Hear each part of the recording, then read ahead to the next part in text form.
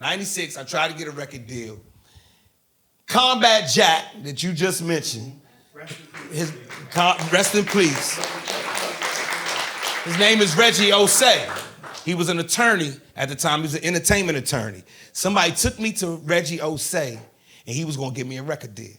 He was like, shit, we can get you about shit. We can get you some money. You already on TV. Yeah. Boom, boom, boom. So then my manager at the time, her name was Christy Clifford. She started helping me. Yeah. You know Christy. And she worked with Clark Kent. And she worked with Kid. And she worked with Kid Capri. Kid. She is Kid's manager. So Christy took me out to different people to start getting beats. And one person she took me to was DJ Mark, the 45 King. Anybody who know hip-hop know DJ Mark, the 45 King is it. I got a confession about him. So I go to his house. I go to Mark's house. Mark, this was 1996, 97. He was the first person I seen have an automated house. He had a big-ass thing that controlled his house. He could flush the toilets. He could open the door for you. In 96, he could stay upstairs in the kitchen, see your ass, tell you to come in. He was just some other shit. And so we go over there, and DJ Mark, the 45 King, gives me the Hard Knock Life beat. Boom, boom, boom, boom, boom. Y'all know the song.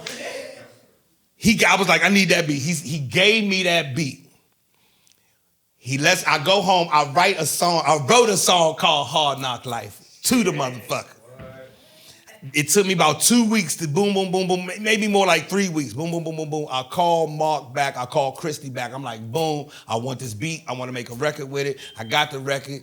I'm ready to buy it. She says, okay, let me call Mark. She called Mark. She said, nah.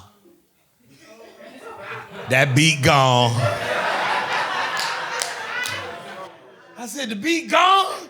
Said, that beat gone. I said, well, who the fuck got the beat? I eat that nigga up. Whoever got that beat, I'll tear his ass out the... Rest is history, Jay-Z. That dog walked it all the way the fuck down. I took my little song and put it all the way in the back, never to be spat again. My song was about a handicapped kid growing up in the ghetto and how hard his life actually is. Stop laughing.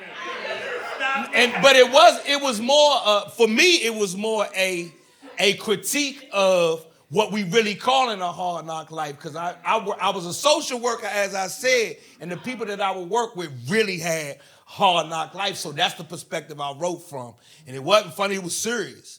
But once I heard Jay join, I was like, well, I'll save this for the March of Dimes when they call. If somebody, when they call, I got a record for you. We gonna need some licensing and shit of some beats, but and that's a true story. That's an amazing confession. Here's a little story that must be told. And it goes a little something like this.